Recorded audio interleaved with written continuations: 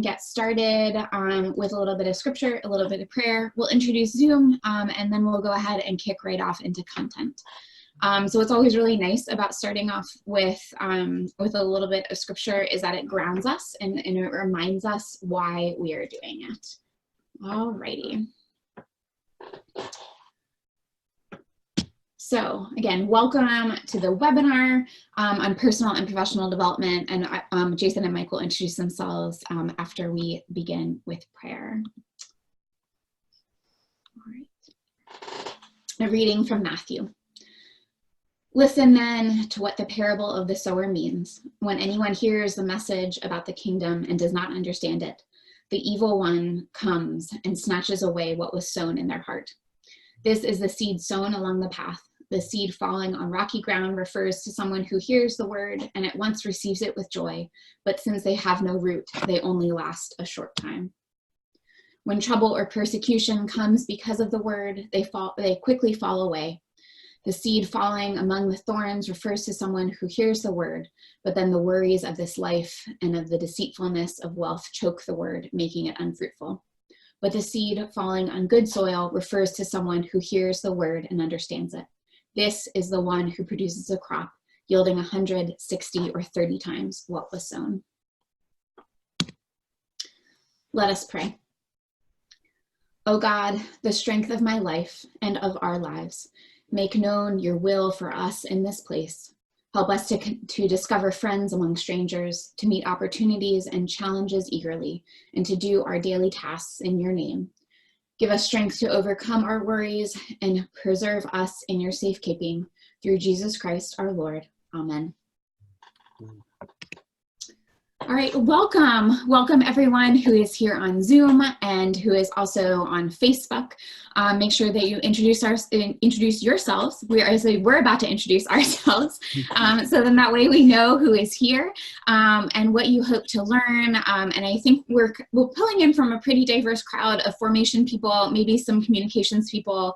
And so we have some people who are also joining us on Facebook as well. And again, you're not going to be ignored. Make sure that you're just pinging appropriately. So these webinars are a monthly offering from Lifelong Learning at Virginia Theological Seminary, and they're co-offered by the eFormation Learning Community, which is the learning community that I convene that's focused on digital media for ministry and 21st century best practices. And then Building Faith, which is our website, buildfaith.org, and that's focused on seasonal resources for formation leaders. And so I'm so excited to have Mike and Jason be a part of this webinar.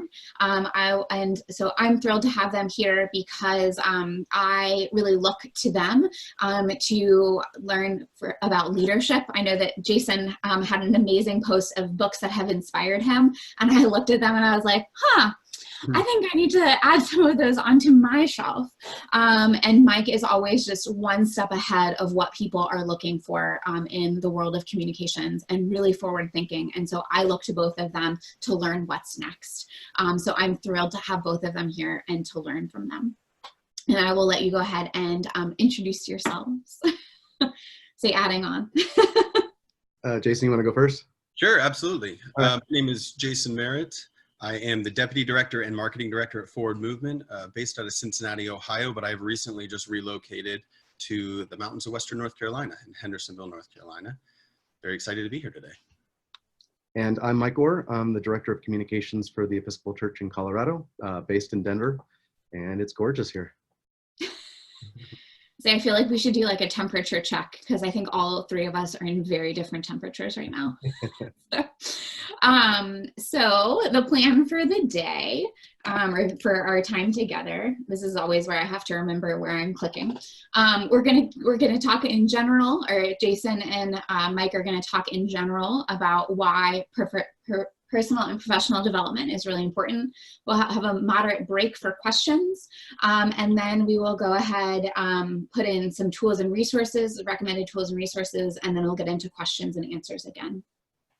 As with all of our webinars, this is being recorded, and then it will also be sent out. So that way we can make sure that the information is up and ready to go for you all.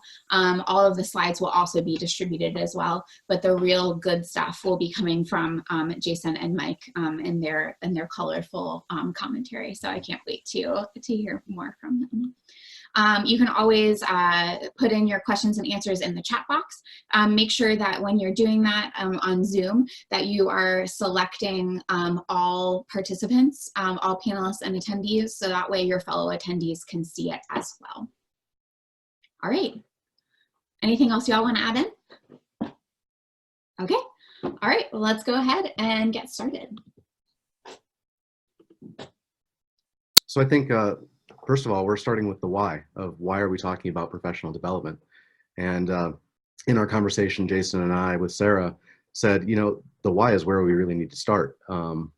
It's not just about how we have professional development, like what books we're reading or what courses we're taking or seeking out or what conferences we're going to, but why is professional development important? So I guess we'll just dive into that. Mm-hmm.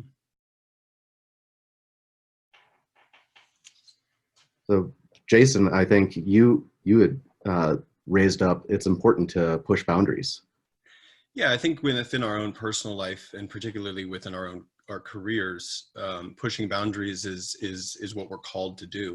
If you want to be an agent of change, you know, I often think that a lot of this professional growth is because of working in the communications field, which is always moving all the time, and you get recognized more in the marketing and communications world when you push boundaries. So I think it's a natural thing for me to have in my career, but I think across a lot of different disciplines, when you really look at pushing the envelope and trying new things, you know, the second item, taking risks, I think that you really find that can be a core of your personal brand, and it can really help move your organization or your group or your initiative forward. Yeah, and I think pushing boundaries, investing some time into learning a new tool or a new way to communicate, sometimes a new medium that's now upon us. I mean, 10 years ago, Instagram wasn't even in our minds. And so now we start to say, how much time can we devote to this to learn it? How can we harness it as the church? And taking that risk to meet our mission field. And our mission field is out there. Right, right. I think it also, you know, for me, it's always been a curiosity that I just naturally have. But I've noted that the boundaries, that I was curious if I could get over the boundary, and I started to sort of question myself earlier in my career: is do I just want to rest on the laurels of what I know now? Or do I want to just kind of make it a part of my everyday life? To push the boundary, to take some more risks, and the third item there, be stretched a little bit. I think it's good to sometimes be stretched. I think it comes more naturally to some people who are just natural learners, but some people may not be. And so sometimes you have to set goals for yourself to kind of push yourself along in professional development to stay relevant and knowledgeable.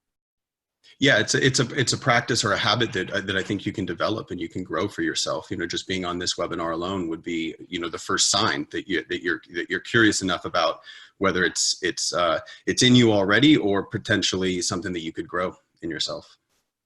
Great.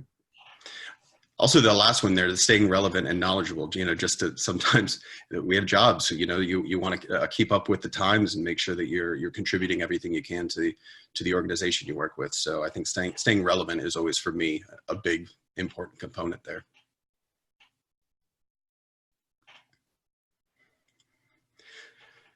So identifying, I think, that first one there, you know, I have a really, really good inner critic, and I've really worked to develop a relationship with that little voice and to listen at the right times, and to ignore at others. But I think that acceptance and that vulnerability of listening to the inner critic and getting close to that voice in your head is something that I've really found is helpful for me, identifying gaps or opportunities for me to grow in some way.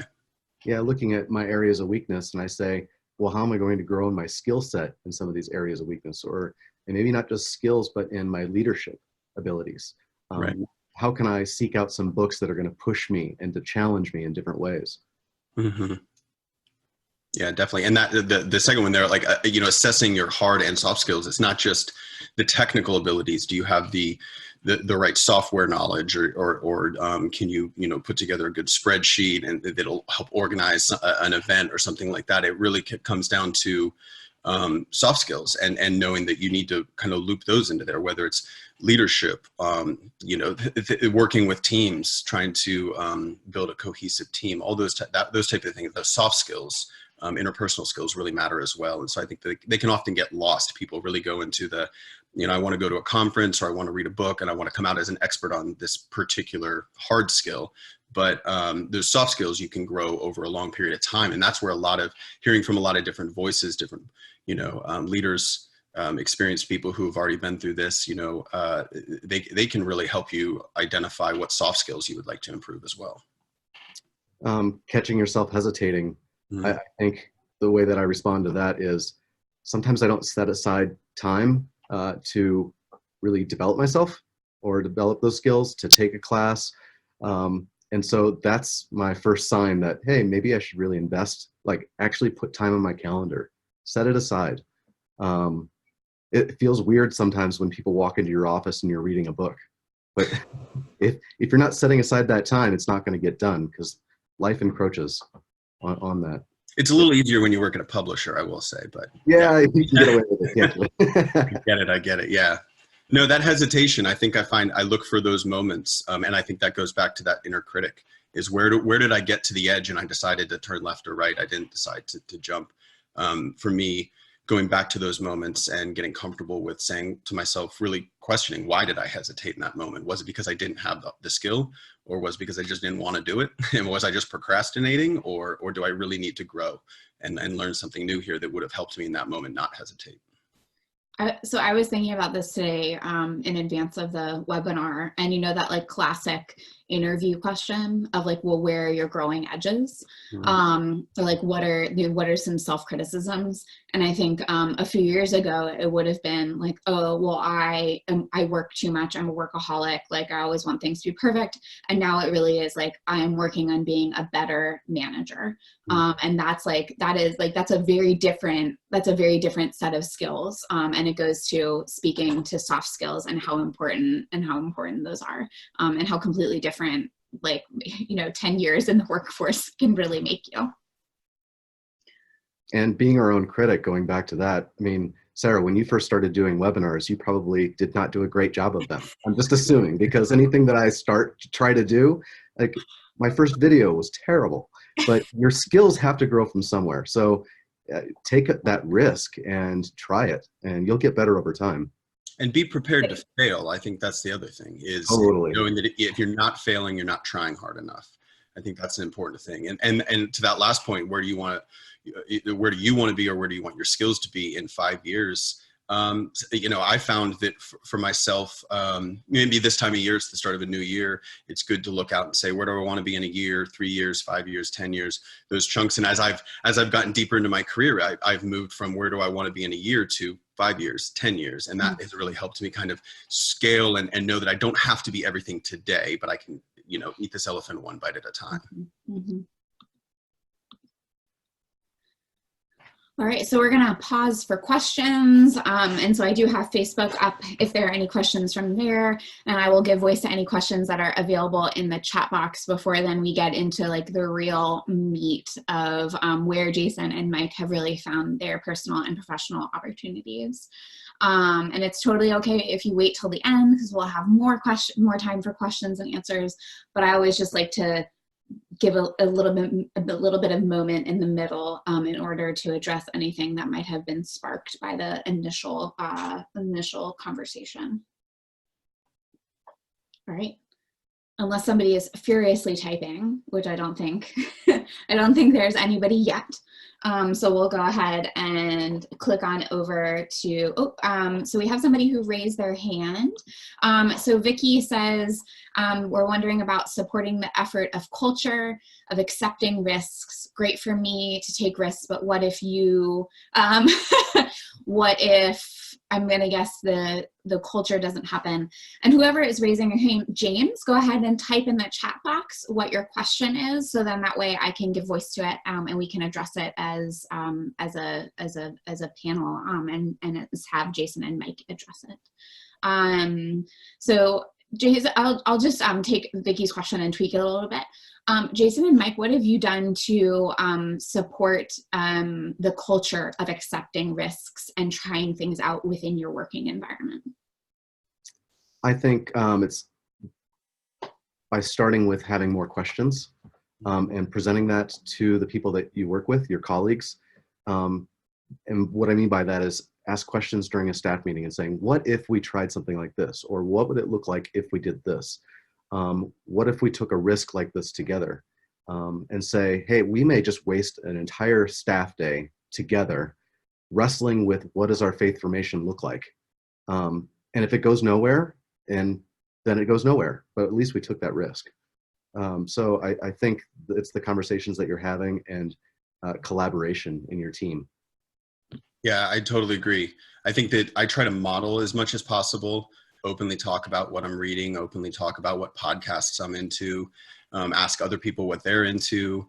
I think that just kind of when you create an atmosphere around yourself that you're trying and you're learning and you're vulnerable to, I think, you know, the brave thing to say of I don't know is sometimes really powerful to encourage other people around you to just, yeah, build a culture where you're always pushing the envelope and it's accepted. I think it, you know, it starts with the leader, but also you're a leader in every little place you might be, you know, whatever that sense is. And so trying to build up, yeah, there's a little more, yeah, foster an atmosphere of learning and vulnerability. Yeah, that learning, I really try. I think that I share books. If somebody, you know, expresses interest, whether they're in the marketing department or not, I would share a book with them just to sort of encourage, yeah, we should always be learning and growing.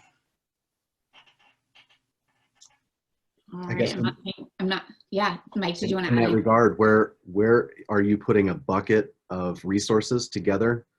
Sometimes it's financial resources that the first go to for your staff or team to be able to use those resources down the line for those rainy day projects where you can take risks. Mm-hmm. Mm-hmm. Absolutely. And then I think also, and maybe you all mentioned this, but learning from the risks too, of having that reflective moment of saying like, we tried this out, what worked and what didn't. And then saying, okay, are we going to reiterate or are we going to try it again? Or are we just going to say we learned from that for our next round? All right, so I'm not seeing any other questions coming through. So we're going to go ahead and shift on over to the how. All right. So generally, when we were looking at what are the different buckets that we've put ourselves in for our own professional development, and perhaps you who are watching also have some other ideas that we'd love to hear in the chat. But we're going to talk about some of the books that we're reading, conferences that we're going to, online trainings, university courses, peer groups, and other local nonprofit resources that both Jason and I and Sarah have kind of harnessed in our own professional development personally.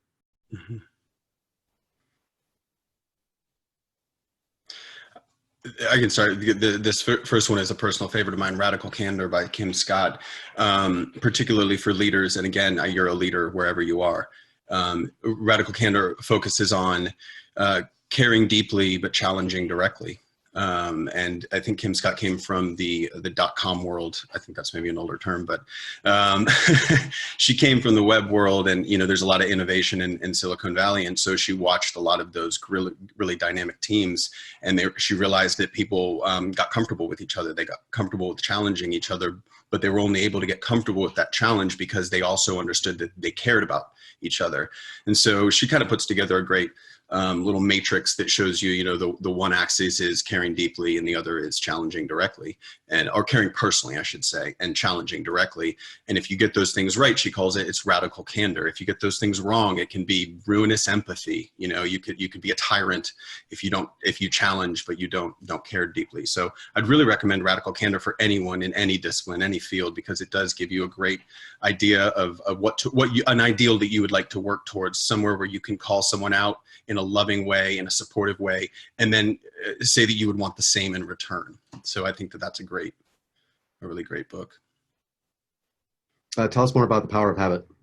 Power of Habit maybe it came out of my marketing needs, but The Power of Habit really gets into the psychology of why we do what we do. It talks about cues and triggers and habits and how they're formed. And so I think, again, really for any discipline, you can sort of apply it, but you can also apply it to yourself, and you can start to identify in your own life what habits have you formed and try to look for the cues and the triggers that might have formed that. And I think as I've tried to build the habit of learning, that moment of getting to hesitation is my now trigger. It's my habit trigger of, well, let me Google this. Let me look on, even if it's quickly, let's get on YouTube. Let's see if there's a podcast. Let's see something.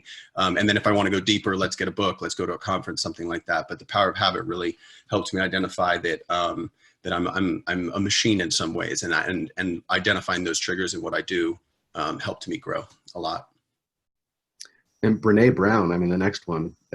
Anything by her. She also has a whole course online that you can take that's leadership and teaching you about empathy. That's really been useful for watching some of these small video segments as a staff, and then talking about how we're empathetic with one another, how we're leading one another. So that's great. Seth Godin, anything by Seth Godin is great. Absolutely agree. The Power of Persuasion is just through every single one of his books in the marketing bent.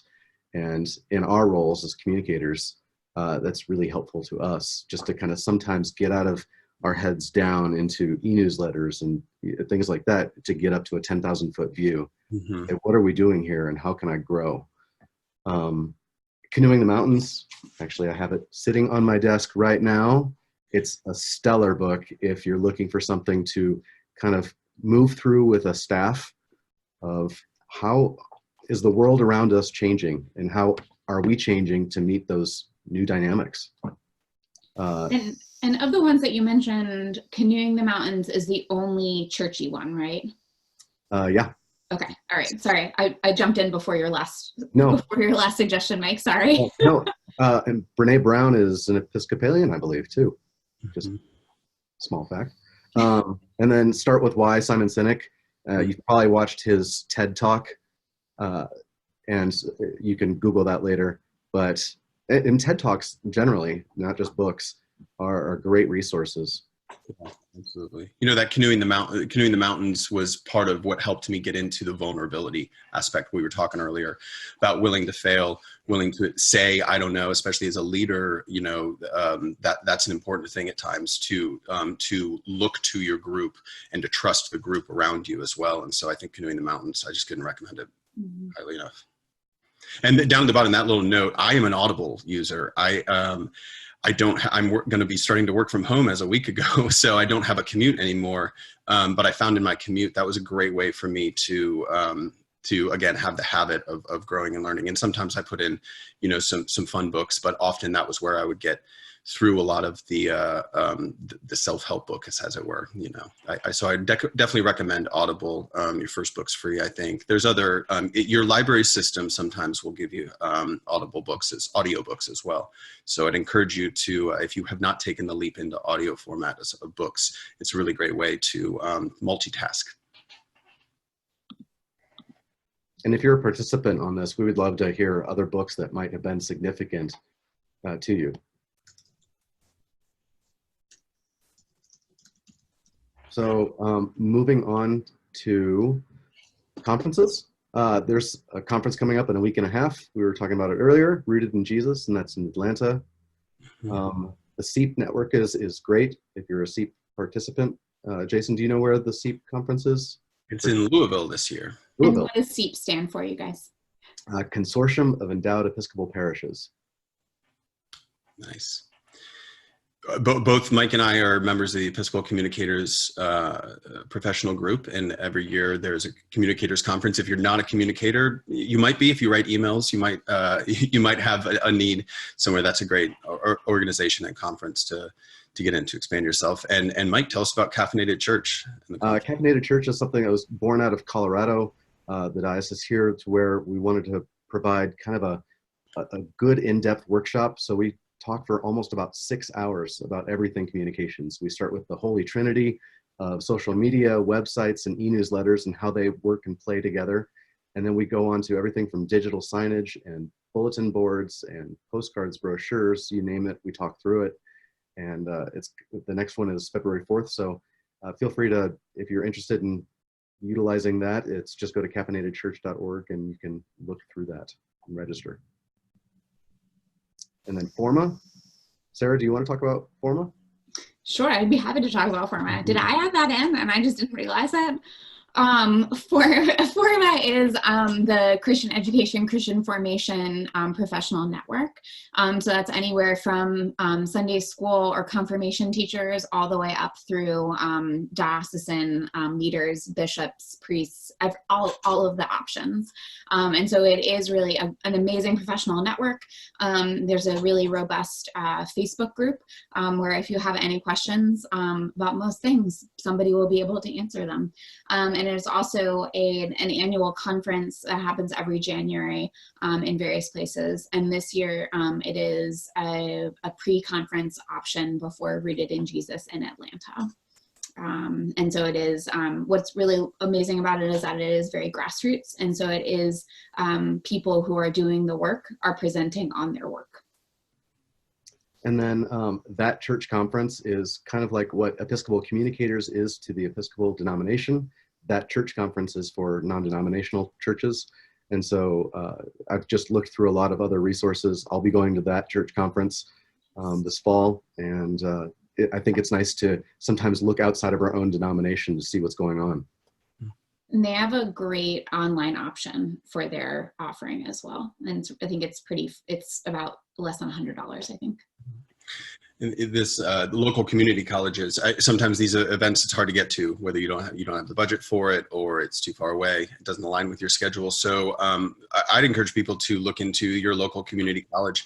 They'll often have single day events where they'll bring in professionals from the outside, or they'll have professors work on a single day event, but it's it could be a lot more affordable.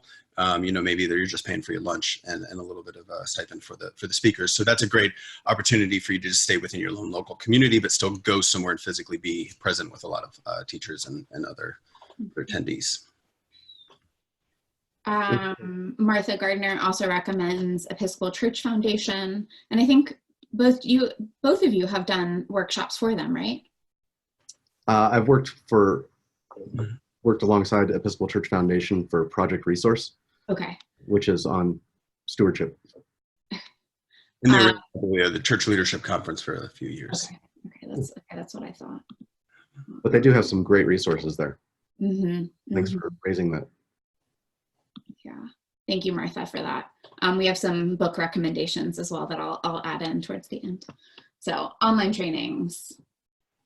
I'm really curious about orbiting the giant hairball. So I will. I feel like somebody else. That one's stick in my mind to check out. Thank you. Great book name. Wonderful. Yeah. I want to know. I'm super curious.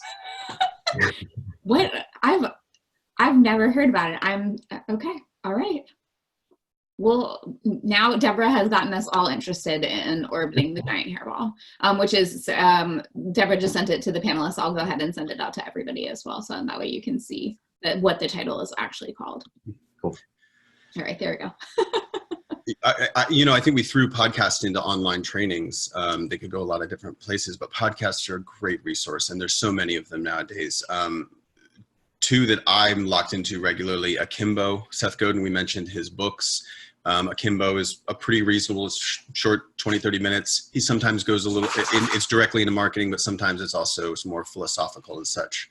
And then the TED Radio Hour, we mentioned TED Talks, and what they do is they adapt those visual talks, and they sometimes group together similar into an hour-long podcast episode. So I'd really recommend those two podcasts. I don't know, do either of you have any podcasts that you listen to regularly? I love Planet Money. I listen to that regularly, but also the Radio Hour is awesome. One of the ones that I really been enjoying is the Harvard Business Review. I never thought that those words would come out of my mouth that I actually enjoy, but I'm really enjoying that because of course Harvard Business Review shuts you out after three articles. So I'm gonna have to. I should have asked for that for Christmas, but I didn't ask for a Harvard Business Review subscription. Oh well. Yeah. For professional learning, the LinkedIn Learning, which was formerly Lynda, I haven't used. I didn't know that. Yeah, so it got bought up, of course. But there's some really great tutorials on there to really grow in like a specific area of learning. So I've used that in the past before. Yeah, I've used Lynda, well, formerly Lynda, now LinkedIn Learn a lot. It's really great. And sometimes your library system, your local library system will give you with your library card free access. Another tip is there are these courses, not in their entirety, but you can get a couple of lessons on YouTube. They're just up there on their page as well. So I encourage you to check it out on YouTube. I watch a YouTube video at least once a day. Absolutely. It's very, very helpful. It's free. It's just in my head. That's my first go-to. Definitely. Churchnext.tv. Yeah, Church Next is, it's sort of it's not just a shameless plug for a forward movement ministry. Truly, Church Next has 400 courses on a lot of different topics, and so if you're in church work and you can do them individually or you can be a subscriber. But there's a lot of different topics, and you learn from interdenominational leaders. So I definitely recommend that. And before that, Coursera is similar, online learning. It's great. And then of course there's always Google. Always Google. Definitely Google it. Yeah, if you don't know, you get to that hesitation point and you have no other route, Google it. That's what I'd say. I feel like y'all should have been paid for YouTube and Google at this point. All right, university courses is next. I've taken a few courses in Denver through local universities just to kind of stretch myself in new ways of professional leadership development, as well as courses on that I need to brush up on skills of nonprofit development. Sometimes we need to get down into the weeds of finances, and yet since college we've lost those skills, that language that we need to be having. So there's been some great courses that I've sought out and have taken. So if you're looking at professional development, I encourage you to kind of look at what's available and budget for it if that's something that you want to do, taking those courses. I think university courses, certificates, or other degrees are especially helpful when you want to say, this is what I know. And it's not just on the job experience, but it really is like if people are looking for that type of credentialing in order for you to move to your next job, like that's really essential. And it is a huge time and financial commitment, but sometimes that's what you need to do in order to move to the next thing. Or even a certificate program, perhaps, if you don't have as much time or they have a more specified program. Yeah. Sarah, there's a question from Sherry that she's having trouble connecting with seminaries and would like to audit some classes. Do you have any suggestions for her? Sherry, for most seminaries, and I'm going to speak for VTS on this one because that's the only one that I really know about. That they have an application process in order to audit classes, because you would be in the same classes with doctoral or master students. So they want to make sure that you have a similar background to that. So then that way they can maintain the integrity of the classes. So yes, normally you do have to apply in order to audit degrees. And there's all sorts of different levels at any university system, whether seminary or not. And sort of there's varying levels of if you get credit, if you don't get credit, and what that might look like. I think somebody else raised their hand as well. So go ahead and you can always type in the chat box what your question is. Thank you. Thanks for flagging that for me, Mike. Mm-hmm. Right. Oh, peer groups. I love this one. Yeah, this is one of my favorites. I think, Mike and I met at the Episcopal Communicators Conference.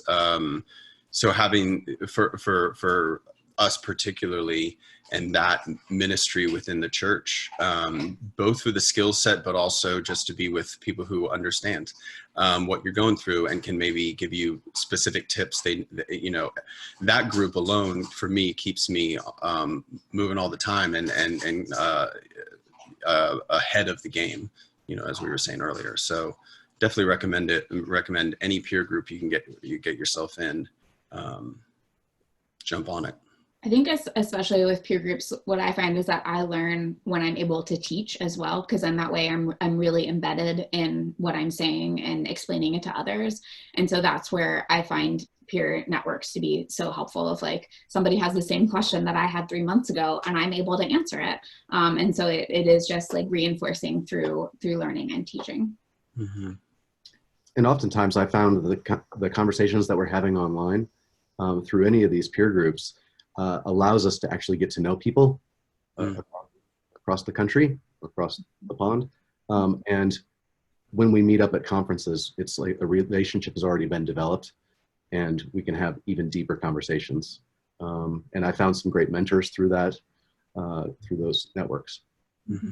Absolutely. And taking it to the Facebook groups, digital groups, if you could start your own, if you have a particular, subject that you're interested in, but Facebook groups are a great way to sort of have that digital. It's nice to have the physical face-to-face time. You just have that digital group. It's really, really nice. And I've used Meetup over the years for various things, but that's another opportunity to sort of bridge the gap. You can meet people online interested and then find within your own local community a place to gather and discuss more. Yeah. I challenge people to kind of seek out the local nonprofit resources. There's the National Council of Nonprofits, as well as networking leadership events. I know that there's the Church Network, believe.org, that has localized meetups around certain subjects that I've participated in, around some interesting conversations about maybe church law, for example. Things that I wouldn't normally encounter, but it's nice to have kind of a general overview of what church law looks like. Yeah, getting on any local nonprofit council support email list really spreads you a little bit. You start to see the elements of running a nonprofit that you might not know that you're curious in, or you're interested in, and so kind of pulling it all together. For me, not just listening about communicating in the nonprofit world, but yeah, finances, like you were mentioning, those things. When you get on those email lists, you might find out about a local event or a group that you want to dip your toe into. So I definitely recommend trying to find your local email list of nonprofit group. Not something I thought of yet. All right, and so this is our last opportunity for questions, recommendations. Catherine recommended Disunity in Christ by Christina Cleveland, who was formerly of Duke Divinity School and I think is now a freelance theologian. I think that that's a very accurate way of thinking about her. And the great courses on Audible. She also great courses. Great courses. I've taken a couple of those. Well, listened to. Yeah. Episcopal Church Foundation, Orbiting the Giant Hairball. That's still an amazing title. So I think we're just going to say that as much as possible. Were there any other questions that you all had for Jason and Mike, either on Facebook or on Zoom? I think we might be. Did you all have any questions for each other? Jason, where do you find inspiration? Oh boy. I'd like to throw in a loaded question. Yeah. I don't know how I would answer that, but it's a good question. I think we all have to find inspiration in our own ways. Well, I don't know if this answers it directly, but one thing that I've been focused on personally and professionally is mindfulness and spending a little bit of quiet time with myself and meditating, trying to meditate. It's hard. I think that that's somewhere, that space, giving myself a moment to breathe. I can overwork myself. I can, get too anxious about deadlines. I can do that. And so I think that stifles my my creativity. It stifles my motivation. So, in the past several months, really trying to set aside some time to go sit quietly somewhere with myself and my thoughts, and really that's helped me maybe rekindle that creativity at times, and so that helps me stay motivated. What about you? What do you do? I think when I get into a creative rut, I do one of two things. I go to the mall and I go shopping, even though I don't need anything, and just to walk around. And I get inspired by just the displays, window displays, and by touching products and just seeing what's new. And then also, I try to go to different churches, get out of a certain Sunday rut and go to a different church, and just kind of see how they're doing things. Yeah, that's great. Awesome. What about you, Sarah? I posted on my Instagram stories this week about all of the podcasts that I listen to. And that really is my routine of listening to podcasts in the morning. I always try to start off with a poetry podcast. For many years, it was Writer's Almanac with Garrison Keillor. And then I switched over to another poetry podcast with the National Poet Laureate. And it's called The Slowdown. And so that just clears my mind in a different way and exposes me to a different type of writing that's not nonfiction and that's not narrative fiction. And I found that to be really helpful and grounding. Then I also, when I'm trying to clear my head, I also go shopping, which is, it's a horrible process that I started many years ago of just being myself out in the world and not having any expectations around me. Maybe Mike and I are both Enneagram 2s. And so then that way that allows me to clear my head. And then also allows me to process on my own amount of time as well. And I've also tried to do this thing of monotasking. That's a thing that I've been trying to do, of dedicating myself chunks of time to do larger projects. Whether that's final reports like the one I've been working on this week, or sort of more creativity blocks. That's great. Again. I see Mary Ellen's recommendation on here for meditative practices, the Pray As You Go app. I don't know that one, but I do have an app that regularly throughout the day will just shoot. I don't like push notifications on my phone, but I let these slide through because it's inevitably a good moment in the middle of the day where it just says, let it go. It doesn't know what it is, but it knows that I should let it go. And so kind of centering things. I love that. Pray As You Go. I'll check it out. It's delightful. I was on it this morning. It was nice. Yeah. Yeah, Pray As You Go is wonderful. So it's a Catholic, it's available as an app and then also on the Pray As You Go website. And so it's daily meditation and prayer. All right, so then we have another question from Vicky. So she asks, at diocesan formation level, hoping to provide professional development, I'm wondering how to, quote, survey clergy formation -- professional development needs, desires, etc. I guess my question is survey effectiveness. Mike, can you speak to this in Caffeinated Church and how you gather ideas or topics? Yeah, we listen a lot, not just to clergy, but to our lay leaders, to our staff members of our churches, to our institutions, to find out where are they expending the most energy, and where are they frustrated, or where do they feel like they need professional development. And sometimes it's as specific as they need tools on how to build websites. They need a specific workshop on that, or they need a specific workshop on how to build a new e-newsletter. And we try to provide that for them. So I don't have actually like a survey tool that we're asking those questions, except for in-person gatherings, listening and having conversations. Right now, we had a conversation earlier right before this meeting about there are a lot of our church administrators that are needing better tools, better resources. So how do we provide that hub? And I do this through Caffeinated Church. That's our communications hub in our diocese, that we ask questions and things bubble up through there that we learn, okay, so we need to do a video workshop on how can a lay leader or a rector or priest in charge do just a FaceTime video with parishioners, or yeah, do simple videos, so those kinds of things.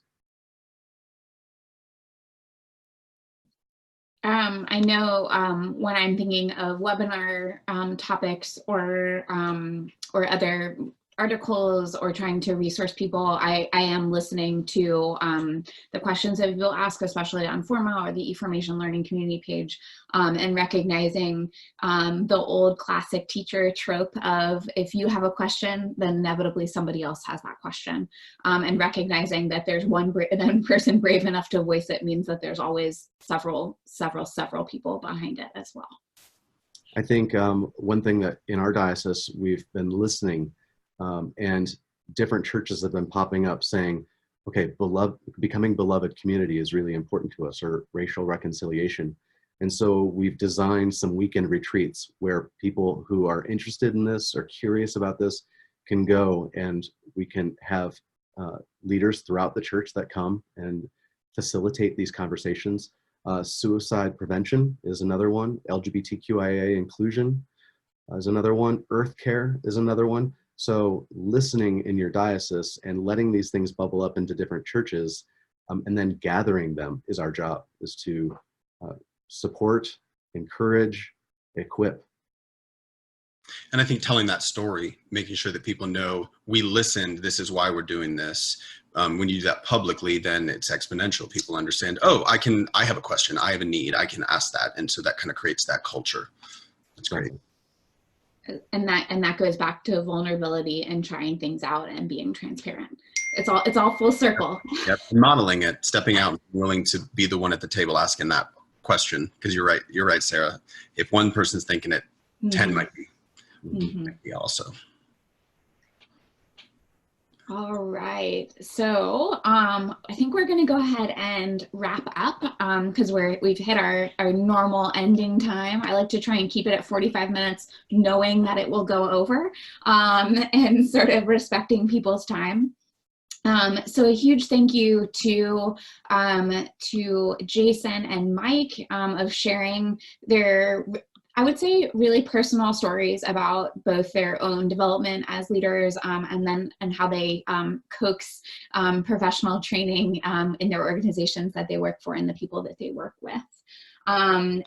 You who signed up for the Zoom webinar will be receiving a follow-up email in less than 48 hours, hopefully.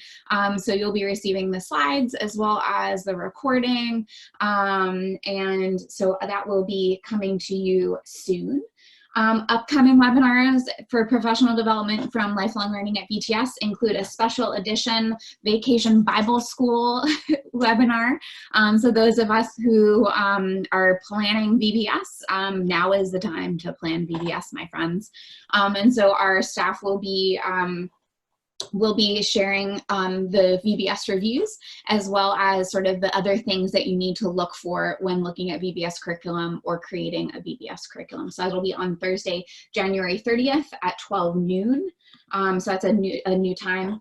And then again, talking about assessment, after the survey, using assessment tools to empower lay ministry will be February's webinar.